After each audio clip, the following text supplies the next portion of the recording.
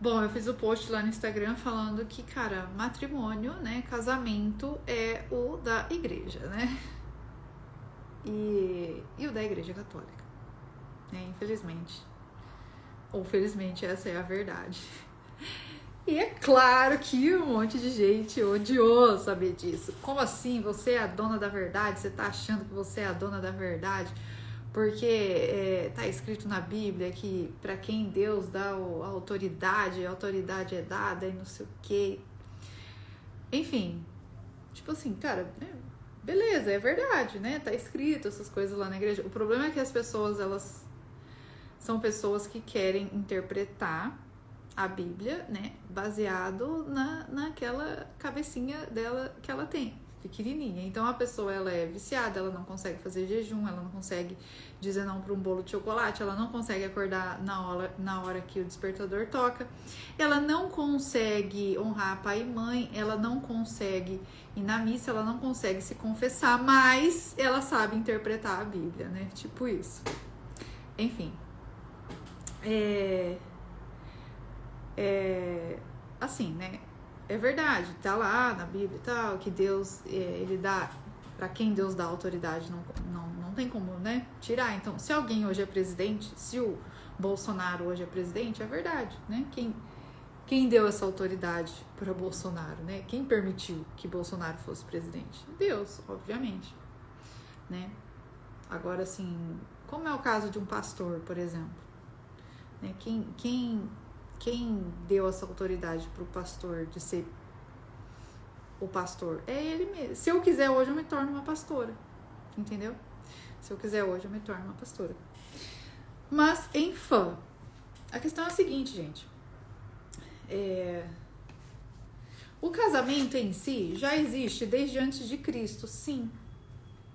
É o que chama de um casamento de direito natural, de ordem natural, de antes de Cristo. Cara, todo mundo se casava, né? E o que era o casamento antes de Cristo? Como que se configurava um casamento?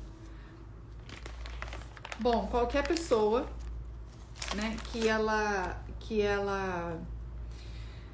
eu poderia chegar numa pessoa, um homem poderia chegar em mim, né? E um casamento de ordem natural se baseava em 3 coisas, basicamente. Ter como base reprodução da espécie, né? Então, a gente iria se casar para que a gente fizesse sexo e a espécie continuasse. A ajuda mútua. Então, por exemplo, eu tenho um companheiro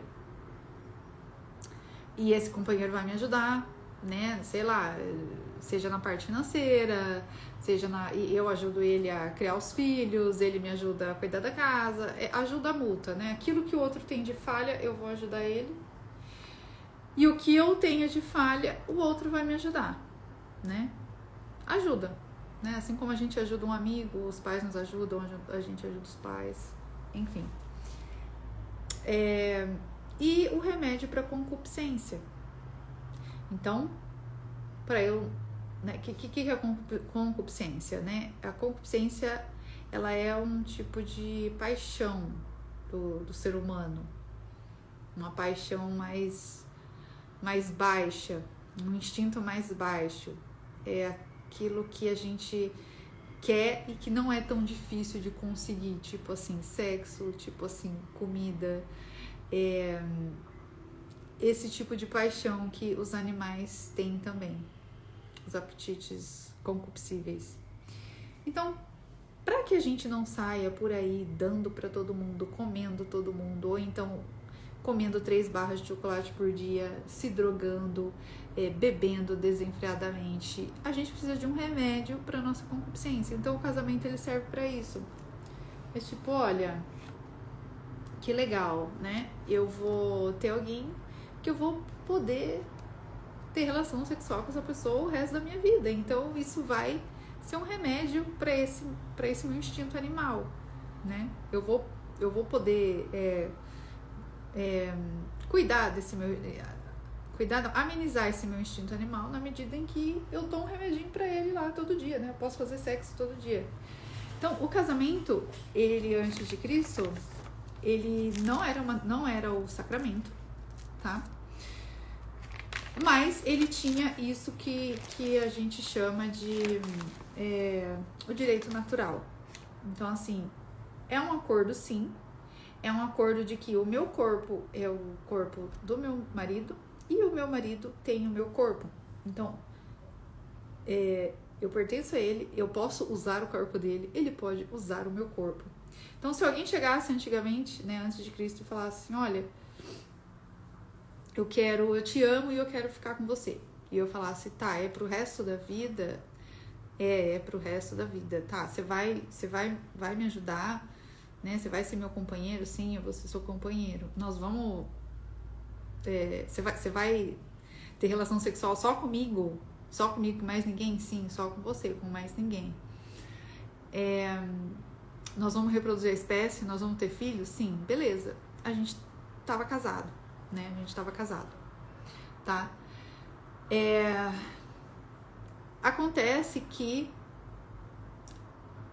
por exemplo, assim, eu poderia ter esse trato, né, com essa pessoa, e como nós somos, né, seres humanos, né, que estamos, digamos assim, nós já estamos fadados ao fracasso, o esforço aqui é para se tornar bom, né?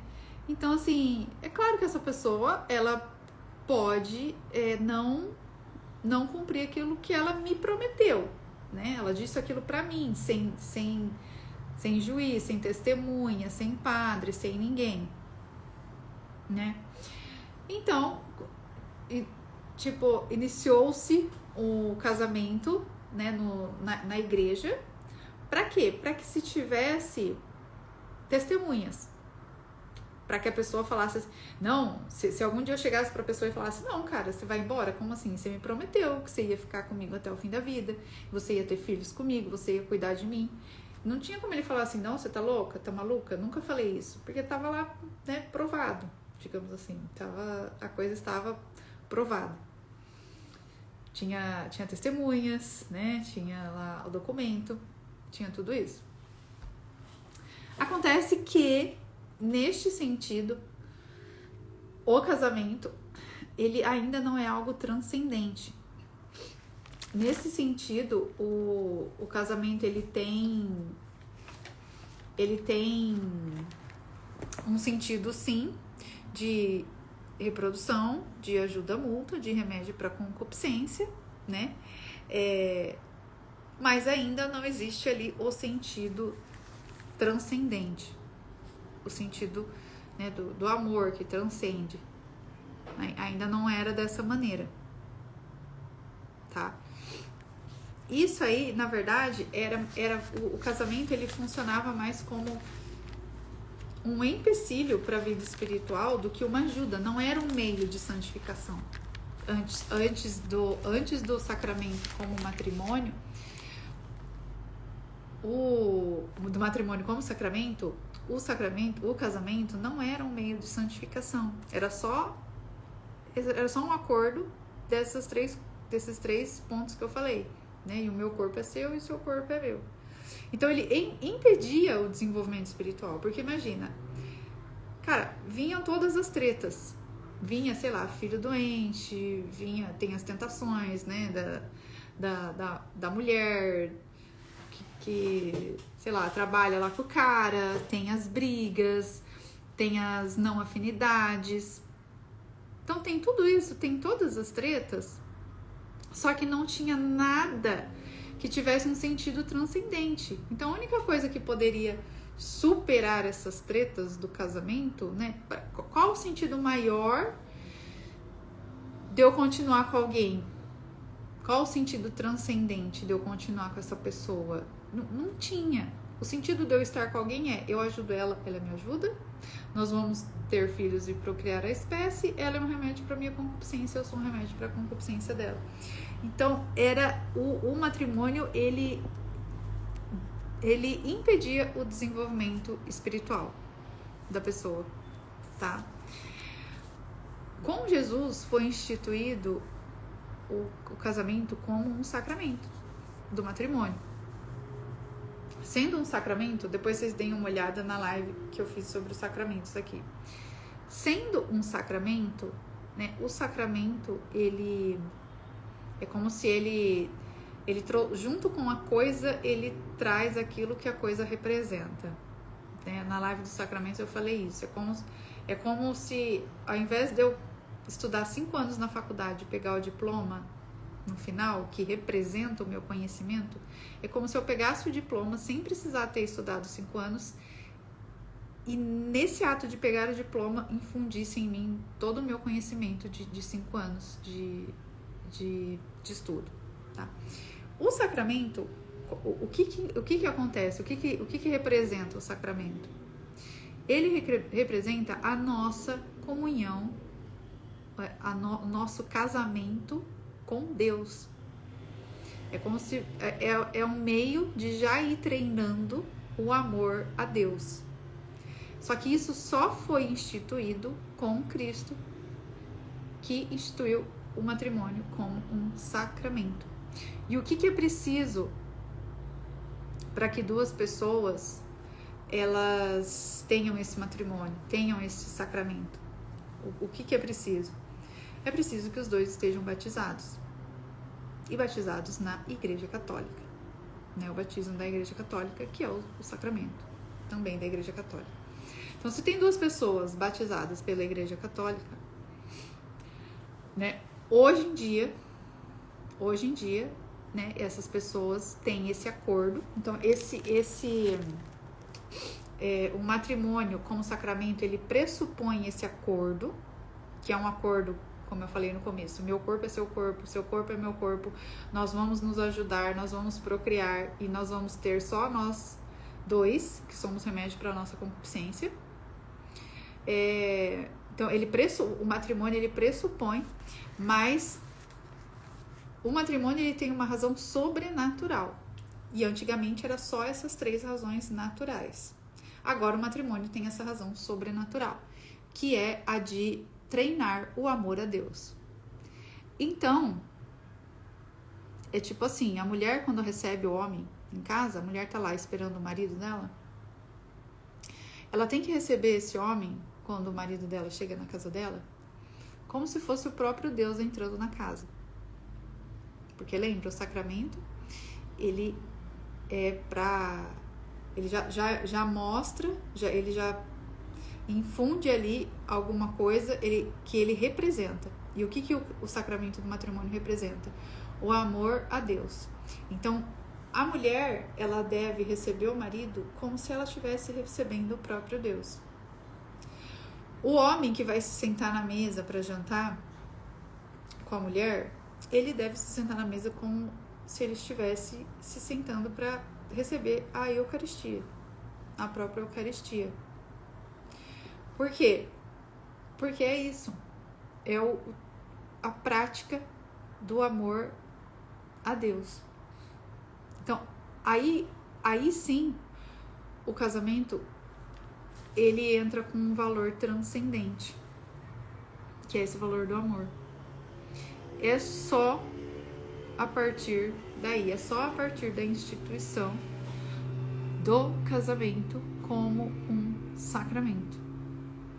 E, nesse sentido, só podem se casar como um sacramento 2 pessoas que são batizadas, né, na Igreja Católica, tá? Deixa eu ver se tem alguma coisa mais que eu queria falar.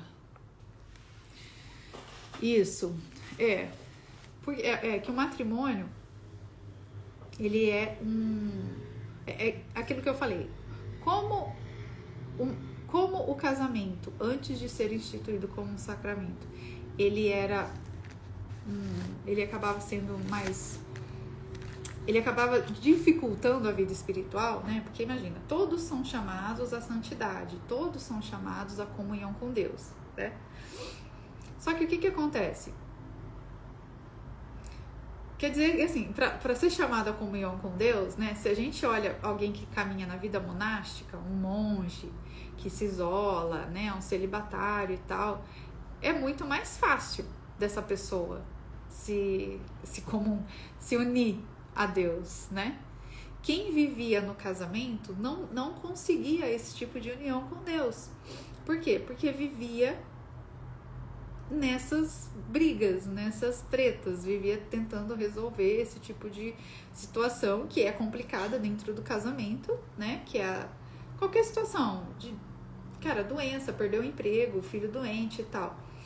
Então, como as pessoas no casamento, antes do sacramento, passavam por esse tipo de turbulência e não conseguiam se acertar, aquilo afastava elas de Deus. E aí é como se Jesus tivesse pensado, bom, eu não posso deixar com que as pessoas casadas não consigam essa união com Deus, porque todos são chamados a isso. Então não pode ser só os padres que vão, só os monges e padres e quem se dedica à vida eclesiástica que vai conseguir essa união com Deus. Não, todo mundo vai ter que conseguir. Bom, como é que eu vou fazer isso? Como é que eu vou fazer para que as pessoas comuns consigam essa união com Deus? Eu vou elevar o casamento a um sacramento. Ou seja, o sentido do casamento agora é você começar a amar a outra pessoa assim como você quer amar a Deus um dia. É um meio de santificação. É um meio de amor, de aprender a amar. Aprender a amar a Deus. Então, a mulher tem que olhar para o marido, né? Receber o marido como se fosse o próprio Deus, e o esposo tem que olhar para a mulher como se fosse a própria Virgem Maria, né? Treinar todo aquele amor, começar a treinar todo esse amor. Aí, né? De novo, só isso.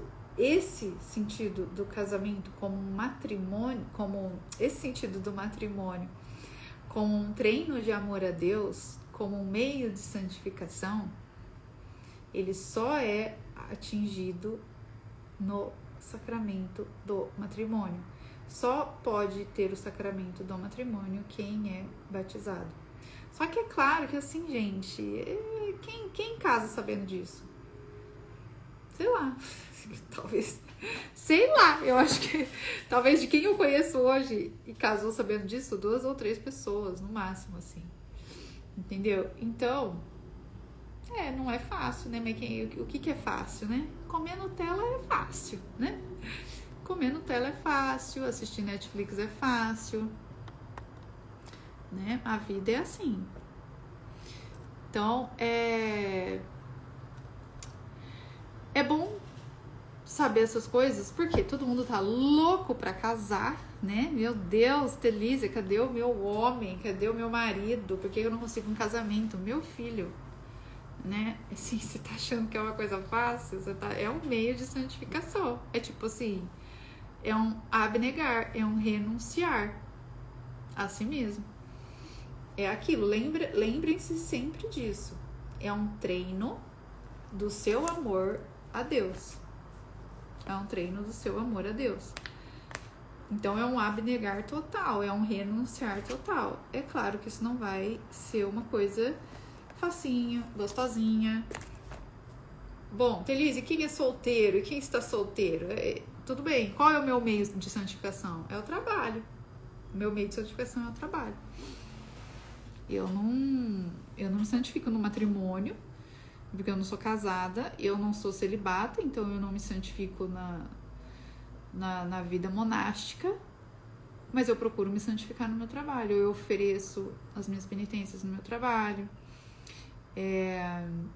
eu procuro amar a Deus em cada paciente meu, em cada um de vocês que entram numa live, que me segue, enfim, esse é o meu treino, de tentar amar vocês, né, como se fosse o próprio Deus vindo pra mim, me perguntar, me questionar, ou né, me atrapalhar, protestar minha paciência, os cancelamentos, né? Então, é isso, gente. Tipo assim, né? Assim, desculpa, né? Desculpa decepcionar, mas assim, o casamento, matrimônio, que transcende, que é meio de santificação, né, em que você vai receber ali a graça, né, porque através do sacramento a gente recebe a graça de inúmeras maneiras. O sacramento é uma dessas maneiras muito fortes na nossa vida. Então, onde você vai receber essa graça é no casamento católico, entendeu? So sorry. Pra quem não, você não quer acreditar, você não precisa acreditar, você não precisa concordar, entendeu? Só que você não pode falar que isso não é a verdade, tá? Você não pode falar que isso não é verdade, você não precisa fazer, entendeu? Só que assim, essa é a verdade. Por quê? Porque eu quis, porque eu instituí, porque eu tô falando? Não, porque eu vi a verdade, eu descobri, eu fui atrás, eu pesquisei, eu estudei, né? A verdade. Você vê uma menina aqui, ela fala, me prova que é isso, não sei o quê, né? As pessoas, a gente já sabe que a verdade não é elemento de prova. A verdade, ela é elemento de testemunho. Se você vê um assassinato na rua e só você viu e mais ninguém, como é que você vai provar que você viu esse assassinato? Não tem como você provar, só que você sabe que isso é verdade. Por quê? Porque você testemunhou. E eu testemunhei também essa verdade. Tá? Então, assim, pra quem ainda desconfia disso, cara, é o que eu sempre falo, pague o preço, vá lá e testemunhe a verdade com seus próprios olhos, entendeu? Faça os cursos que eu fiz, leia os livros que eu li, faça o jejum, a esmola, oração que eu fiz, vá na missa o tanto que eu fui, confesse o tanto que eu confessei, aí você vai ver a verdade que eu vi, entendeu? Enquanto você não fizer aquilo que eu fiz, não tem como você falar, tipo assim, isso aí é a sua verdade. Cara, não, é a verdade. Eu vi a verdade por quê? Porque eu paguei o preço pra ver ela, né? E vou pagar o resto da minha vida, entendeu?